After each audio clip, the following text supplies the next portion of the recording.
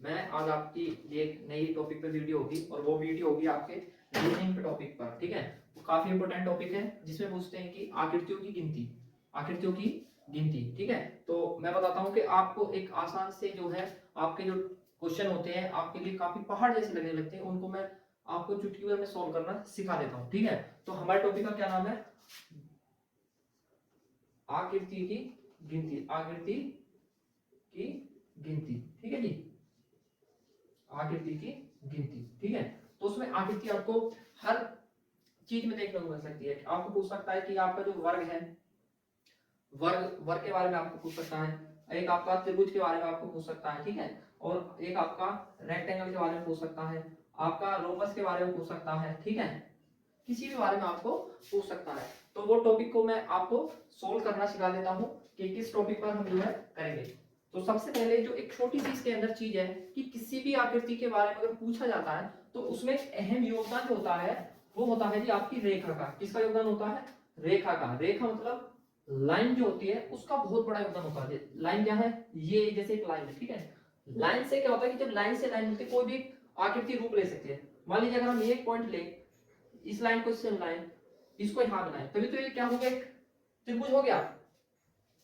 अब त्रिभुज का अगर हम बात करें, ए बी सी दे दिया, तभी तो हमने इनके पॉइंट के नाम रख लिए, तब हमको पता पड़ेगी कि ये एक त्रिभुज है।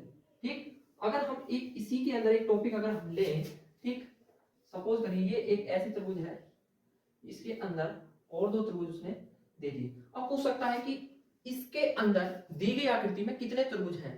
ठीक है, अब आप सोच लोगे कि एक ही त्रिभुज है, आप इसके पॉइंट रख लो, ये ए, ये बी, ये सी। ठीक, ये डी, ये ई, ये एफ और ये जी।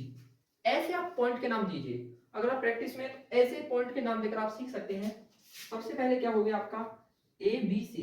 ए बी सी एक हो गया, उसके बाद देखिए आपका ए डी ई हो गया, ये आपका ए डी ई हो गया, एक आपका होगा ए एफ जी। क्या हो गया? ए एफ और जी। कितने हुए? तीन हुए। ए बी सी सबसे बड़ा, फिर सब में जो छोटा है वो क्या है आपका ए डी ई, एक है आपका ए एफ जी। टोटल कितने हुए आपके? तीन हुए। ठीक है, नेक्स्ट है आपका, इसमें जो नेक्स्ट क्वेश्चन है मैं आपको सीधा क्वेश्चन ही दिखा देता हूँ। ठीक है, हाँ जी, क्वेश्चन ही दिखा देता हूँ मैं आपको। इसके अंदर बहुत ही अच्छा क्वेश्चन पूछा गया, जो मैं क्वेश्चन है दिखा देते हैं बिल्कुल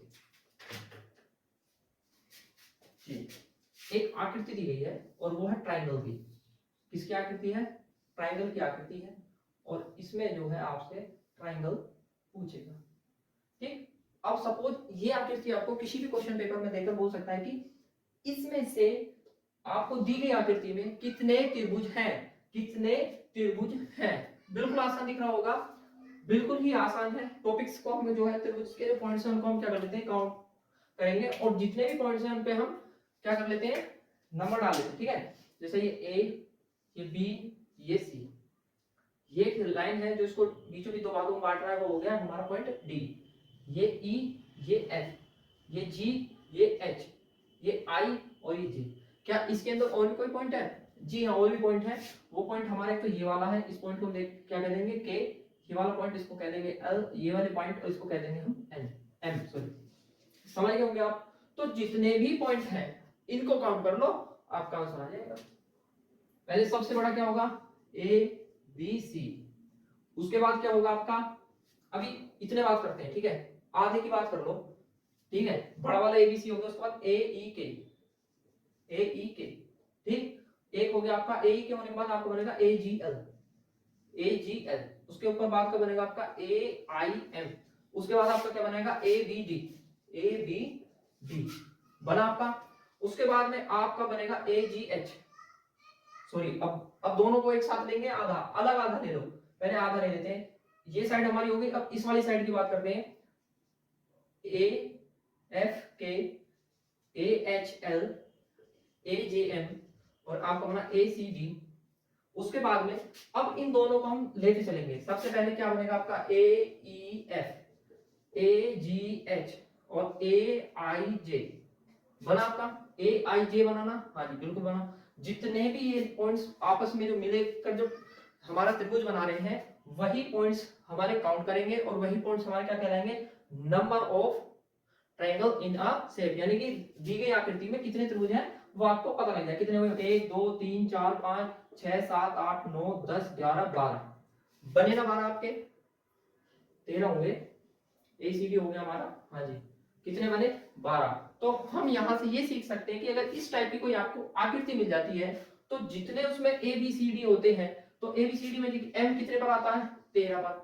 हमारे जो रेक्टेंगल कितने बने, 12 बने, यानी कि उससे पॉइंट से एक कम, पॉइंट से एक कम। और वो पॉइंट अगर हम ए मान सकते हैं, बिल्कुल मान सकते हैं, क्योंकि ए हमारा सभी के साथ कहीं ना कहीं रिलेटेड हुआ है, तो इसीलिए जो ए वाला है वो यहाँ पर काउंट ही नहीं होगा। अगर नंबर्स की बात करें, पॉइंट्स जो अगर हम जो कह सकते हैं ना, जॉइंट जहां पर बिंदु मिलते हैं, ठीक है, ये भी एक ट्रिक आप याद कर सकते हैं। शेप बनाओ, अगर इस टाइप की कोई शेप है, नंबर ऑफ पॉइंट्स लिखकर कितने आए, 13, यानी कि एक कम 12, 12 इसके अंदर कितने होंगे, नंबर ऑफ ट्रायंगल, यानी कि त्रिभुजों की संख्या वो कितनी होगी, 12 होगी। ठीक है जी। जी, इस टाइप के क्वेश्चन जो ट्रायंगल वाले हैं आप कर सकते हो, सीख सकते हो। इसके लिए कोई, इसके अलावा और कोई भी देसी ट्रिक नहीं यूज होगी। सबसे जो मेन ट्रिक होगी, अगर आपको ये चीज मिल जाती है कहीं पे, तो आप पॉइंट लिखो, शेप बनाओ, पॉइंटों को आप जल्दी से A B C D F G H I J K जितने पॉइंट लिख लो, जितने भी अगर इस टाइप का कोई ट्रायंगल है, जितने भी पॉइंट्स बन रहे हैं उसका एक कम आपके नंबर ऑफ ट्रायंगल होंगे। ओके जी, बिल्कुल, थैंक यू।